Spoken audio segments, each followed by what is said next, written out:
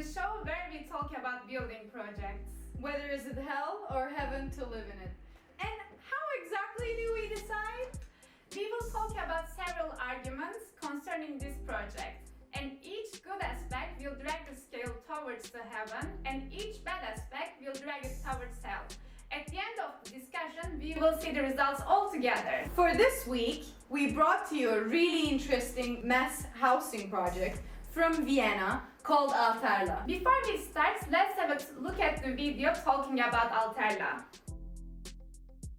Alt-Erlaa was designed by the architecture consortium Harry Gluck, Propadin Ringtaler and partner, and Kurt Helenichka, and built by Jaziba from 1973 to 1985. It includes 3,180 apartments and is home to 11,000 residents. The multifunctional complex contains 2 health centers, 2 kindergartens, 3 schools, a daycare center, a public library, a gym, 6 layers, a shopping mall, a church, bars, restaurants, playgrounds, an administration building, and several leisure facilities and lobby rooms for more than 20 recreational clubs.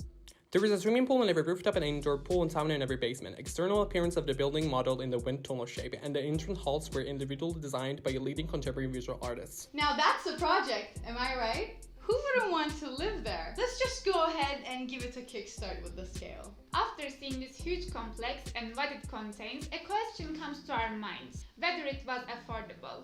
A survey that happened after the construction shows us that only 32% of the residents were satisfied by the prices. Now, 68% is a high number, high enough to drag the scale towards the hell. If you think this is hell, hear me out. Around 30% of the residents said that the biggest disadvantage was the lack of sound and heat insulation and the wind in the upper floors. Now, I think that it's known that wind is really important aspect when it comes to designing high buildings. It can turn high-rise complexes into ghost towns, just like that. And that's a minus for Alt-Erlaa. On the contrary, the complex offers as many city inhabitants as possible a replacement for their gardens. Terraces, arranged one above the other, set back one level at a time, reach up to 13th floor, creating this parabolic shape. This is to obtain optimal sun exposure. But we also need to add the fact that this shape leaves the inner corridors in total darkness.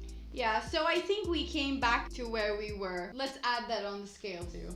Next, I want to take our audiences to 1970s, when the project was only a baby. This is the time when people start criticizing it. Friedrich Achleitner spoke in his weekly column in the daily newspaper Die Presse.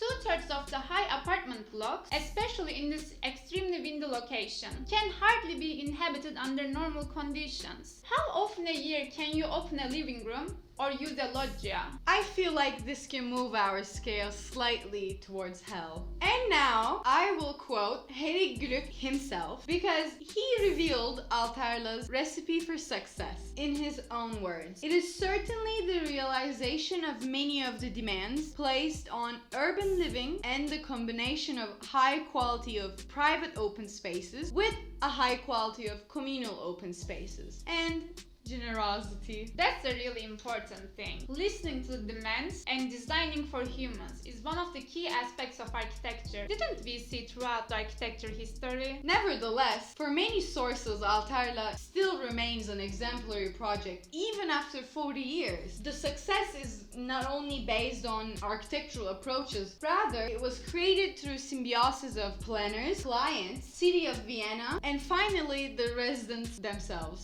I think we should put that on the scale, shall we? I know I talked about Friedrich Achleitner, but I just need to add one more thing. He considered the large-scale project to be an excessive exaggeration of urban residential monocultures, the disadvantages of which are well known. Seems like jealousy to me. He also added that it is a ghetto of the future, saying, "The danger for children starts at the door of the apartment. Going outdoors for children becomes a business for a mother. And there's enough literature about the gang and elevator crime." Well, before we move that scale, I need to add, one of the advantages of the complex compared to the inner city apartments was often mentioned that the children in the car-free Alt-Erlaa can play outside without supervision and even go to the kindergarten and school alone. Now, a single mother's words quoting, "That saves me 2 hours a day." So I think certainly this proves the critics wrong. That's true. In fact, Alt-Erlaa is like a small village. Everyone knows each other Another resident said, if I send my child to go shopping and they forget what they should bring, the seller calls me and asks after. I mean, I think we need that too because we forget so much things. But let's make that hell a heaven, shall we? Now we brought you a special guest. He's coming from Alt-Erlaa. Everyone, welcome Johan. Hi, thanks for inviting me. Hello, thanks for coming, Johan. Now, can you tell us how you started living in Alt-Erlaa and can you go through your experience a little bit? By chance, really, it was my wife who pushed for it. She absolutely wanted to move there. I mean, it was really difficult to get a flat because of the waiting list, and it was all extremely expensive. I would drive past every day and think they must all be dwarfs in there because from the street it looks tiny. And how can you live there? There's no way I'm moving. There's no way I'm moving. But at some point, my wife convinced me, and now we're both really satisfied. I was worried there'd be masses of people around, but most of the time I don't even see people. I know of countless new buildings and they're all horrible. I never want to live there. It's nothing like that here because you got everything. An excellent infrastructure, even medical center, 23 stories. I've got the pool and a good transport link, especially with the new metro. Even sometimes people come to our front door asking how satisfied we are. Wunderbar!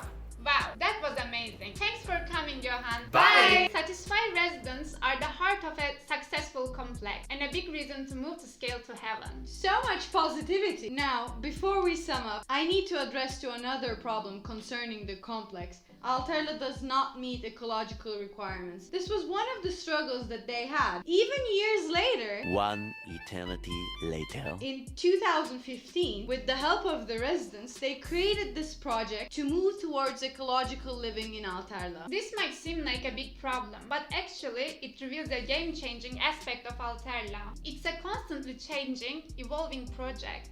They listen to their residents, their workers, and even researchers. They have associations, clubs, to help them improve what is not working. The construction finished in 1985, but it was always an ongoing project, evolving and developing by putting the people in the first place. And now, let's move our scale one last time.